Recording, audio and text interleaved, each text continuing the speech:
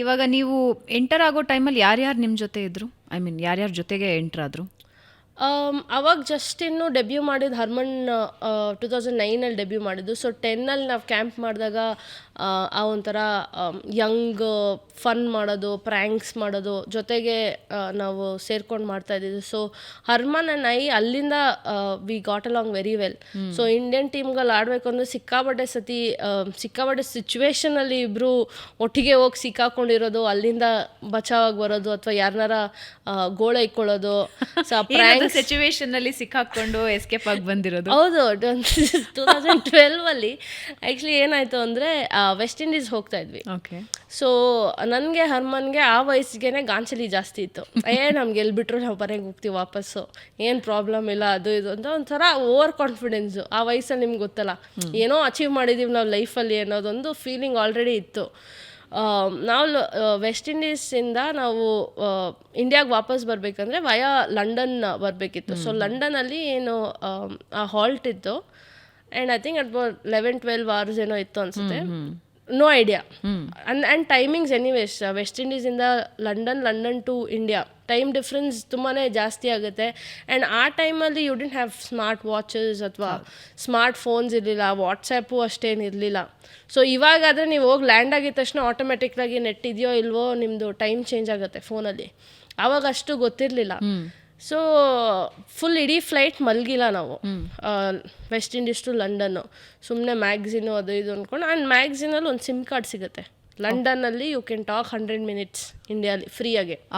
So ಅದೊಂಥರ ಏನೋ gold ಸಿಕ್ಕಿರೋ ರೇಂಜಲ್ಲಿ ಖುಷಿಯಾಗಿದ್ರಿ. ಸಿಮ್ ಇದೆ, ಎತ್ಕೋ ಅಲ್ಲಿ ಏರ್ಪೋರ್ಟಲ್ಲಿ ಮಾತಾಡೋಕ್ಕೆ ಸಿಗುತ್ತೆ, ಮನೆಗೆ ಫೋನ್ ಮಾಡಬಾರ್ದು ಅಂತ. ಸೊ ಅಲ್ಲಿ ಹೋದ್ವಿ. So London is a big airport, different terminal. ಆ ಟರ್ಮಿನಲ್ ಡಿಫ್ರೆಂಟ್ ಇರುತ್ತೆ ಅಂತಲೂ ನಮಗೆ ಗೊತ್ತಿಲ್ಲ. ಫಸ್ಟ್ ಟೈಮ್ ಏನು ಅಲ್ಲಿ ಟ್ರಾವೆಲ್ ಮಾಡ್ತಾ ಇರೋದು. ಅದ್ರ ಹಿಂದೆ 2011 ಡೈರೆಕ್ಟ್ ಲಂಡನ್ಗೆ ಹೋಗಿ ವಾಪಸ್ ಬಂದಿರೋದು. ಸೊ ಈ ಥರ ಟ್ರಾನ್ಸಿಟ್ ಫ್ಲೈಟ್ಸು ನಮಗೆ ಫಸ್ಟ್ ಟೈಮ್ ಇದ್ದಿದ್ದು. ಅವಳಿಗೂ ಫಸ್ಟ್ ಟೈಮ್, ನನಗೂ ಫಸ್ಟ್ ಟೈಮ್. ಸೊ ನಾವು ಅಲ್ಲಿ ಹೋದ್ವಿ.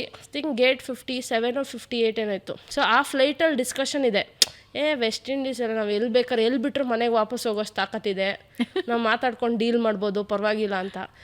ಲ್ಯಾಂಡ್ ಆದ್ವಿ ಟರ್ಮಿನಲಲ್ಲಿ. ಗೇಟ್ 58 ನಮ್ಮದು ಗೇಟ್ ಏನಿತ್ತು 57 ತನಕ ಕಾಣಿಸ್ತಾ ಇತ್ತು.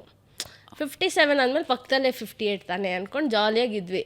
ಶಾಪಿಂಗ್ ಮಾಡ್ಕೊಂಡು ಇದು ಮಾಡ್ಕೊಂಡು ಎಲ್ಲರೂ ಹೇಳಿದ್ರು ಇಲ್ಲ ಬಾ ಹೋಗೋಣ ಅದು ಇದನ್ನೇ. ನೀವು ಹೋಗಿ ನಮ್ಗೆ ಗೊತ್ತು ಬರ್ತೀವಿ ನಾವು ಅಂತ ಅಂದ್ಬಿಟ್ಟು ಕೂತಿದ್ವಿ. ಸೊ ಟೈಮ್ ಇವಾಗ ಆಗಿರೋದು ಗೊತ್ತಾಗಿಲ್ಲ. ಸಡನ್ನಾಗಿ ಟೈಮ್ ನೋಡಿದ್ದೀವಿ. ಟೈಮ್ ಡಿಫ್ರೆನ್ಸಲ್ಲಿ ಫ್ಲೈಟಿಗೆ ಇನ್ನೇನು 10 minutes ಇದೆ ಬೋರ್ಡಿಂಗ್ ಕ್ಲೋಸ್ ಆಗೋದಕ್ಕೆ. ಸೊ ಇಟ್ಕೊಂಡು ಓಡ್ತಾ ಇದ್ದೀವಿ ಅಲ್ಲಿ ಏರ್ಪೋರ್ಟಲ್ಲಿ. 57 ರೀಚ್ ಆದರೆ ಪಕ್ಕದಲ್ಲಿ ಗೇಟೇ ಇಲ್ಲ. 58 ಎಲ್ಲಿ 58 ಅಂತ ಅವಳಿದ್ದಾಳೆ ಅಲ್ಲಿ ಏರ್ಪೋರ್ಟಲ್ಲಿ. ಯಾರೋ ಕೆಲಸ ಮಾಡಿದೆ, ಅವಳಿಗೋಗಿ ಕೇಳು ನೀನು ಅಂತಂದು. ನಾನು ಹೇಳ್ದೆ, ಹೋಗಿ ಕೇಳಿದೆ. 58 is in a different terminal, ಇಲ್ಲಿಂದ ಹೋಗಿ ಅಲ್ಲಿ ಟ್ರೈನ್ ಬರುತ್ತೆ, ಟ್ರೈನ್ ಹತ್ಕೊಂಡು different terminal, you have to go there ಅಂತ. ಫೋನ್ ಇಲ್ಲ ನಮ್ಮ ಹತ್ರ. ಇಂಡಿಯಾಗೆ ಫೋನ್ ಮಾಡೋಕ್ಕೆ ಸಿಮ್ ಕಾರ್ಡ್ ಏನು ತೊಗೊಂಡಿದ್ದೀವೋ ಆ 100 minute ಮಟಾಶ್. ಅದರಲ್ಲಿ ಕಾಲ್ ಇಲ್ಲ, ಬೇರೆ ಯಾರ ಹತ್ರನೂ ಸಿಮ್ ಕಾರ್ಡು ಇಲ್ಲ. ಅವ್ರಿಗೇನು ಇಂಟರ್ನ್ಯಾಷನಲ್ ರೋಮಿಂಗ್ ಆ ಟೈಮಲ್ಲಿ ತುಂಬ ಎಕ್ಸ್ಪೆನ್ಸಿವ್ ಆಗಿರೋದ್ರಿಂದ ಯಾರು ಆ್ಯಕ್ಟಿವೇಟು ಕೂಡ ಮಾಡಿರಲ್ಲ. ವೈಫೈ ವಾಟ್ಸಪ್ ಏನೂ ಇಲ್ಲ. ಸೊ ಕನೆಕ್ಟ್ ಮಾಡೋದಕ್ಕೂ ನಮಗೆ ಗೊತ್ತಿಲ್ಲ ಹೆಂಗಾಗಬೇಕು ಅಂತ. ಅವಳಿಗೆ ನೋಡಿದೆ, ನಿನ್ನ ಹತ್ರ ಕಾಸು ಎಷ್ಟಿದೆ ಅಂದು. ಪಾಕೆಟಲ್ಲಿ ಒಂದು $400-500 ಏನೋ ಇತ್ತು. ನಿನ್ನ ಹತ್ರ ಎಷ್ಟಿದೆ? ನನ್ನ ಹತ್ರನೂ ಅಷ್ಟೇ ಇದೆ ಅಂತೆ. ಪರವಾಗಿಲ್ಲ ಬಿಡು, ಬಿಟ್ಬಿಟ್ಟು ಹೋದರೆ ಫ್ಲೈಟಲ್ಲಿ ಕೆಳಗೆ ಹೋಗ್ಬಿಟ್ಟು ಕೌಂಟ್ರಲ್ಲಿ ಫ್ಲೈಟ್ ಟಿಕೆಟ್ ತೊಗೊಂಡು ವಾಪಸ್ ಮನೆಗೆ ಹೋಗೋಣ ಅಂತ ಫಿಕ್ಸ್ ಆಗಿದ್ವಿ. ಒಂದು ಲಾಸ್ಟ್ ಟ್ರೈ ಕೊಡೋಣ, ಹೋಗೋಣ ಗೇಟ್ ಹತ್ರ ನೋಡೋಣ ಅಂತ. ಅಲ್ಲೋಗಿ ಗೇಟ್ ಹತ್ರ ಹೋದರೆ ನಮ್ಮ ಕೋಚು, ಫೀಲ್ಡಿಂಗ್ ಕೋಚು, ಒಂದು 2-3 ಜನ ಸ್ಟಾಫ್ ನಿಂತ್ಕೊಂಡು ನೋಡ್ತಾಯಿದ್ರು. ಬಾ ಜಲ್ದಿ ಬಾ ಅಂತ. ಫ್ಲೈಟ್ ಆ್ಯಕ್ಚುಲಿ 10-15 minutes ನಮಗೋಸ್ಕರ ಹೋಲ್ಡ್ ಮಾಡಿ, ನಾವು ಫ್ಲೈಟ್ ಎಂಟರ್ ಆಗಿದ ತಕ್ಷಣ ಎಲ್ಲರೂ ಎದ್ದು ನಿಂತ್ಕೊಂಡು ಚಪ್ಪಾಳೆ ತಟ್ಟಿದ್ರು. ಫುಲ್ ಎಂಬಾರೆಸ್ಡ್ ಆಗಿ ಇಬ್ಬರು ಹೋಗಿ ಬಚ್ಚಿಕೊಂಡು ಕೂತ್ಕೊಂಡಿದ್ವಿ.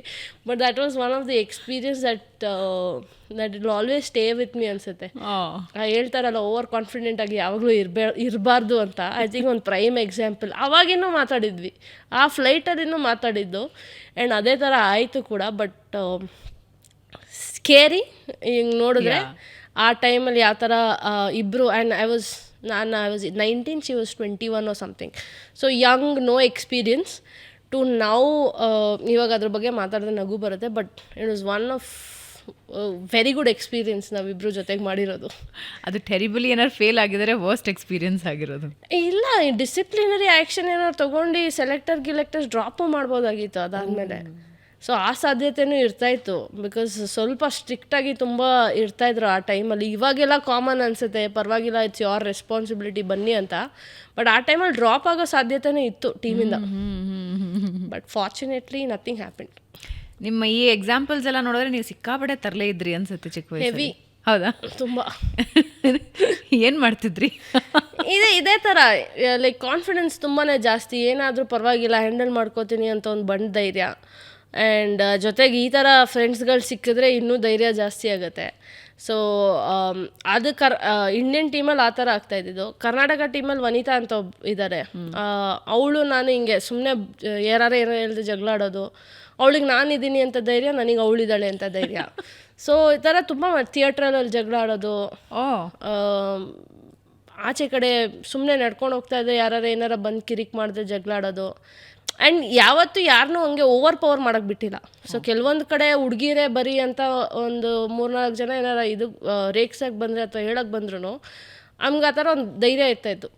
ಇಲ್ಲ, ಇದು ಇವ್ರು ಹೇಳ್ತಾರ ತಪ್ಪು, ಸೊ ತಪ್ಪನ್ನ ನಾವು ಎಂಕರೇಜ್ ಮಾಡಬಾರ್ದು ಅನ್ನೋದೊಂದಿತ್ತು.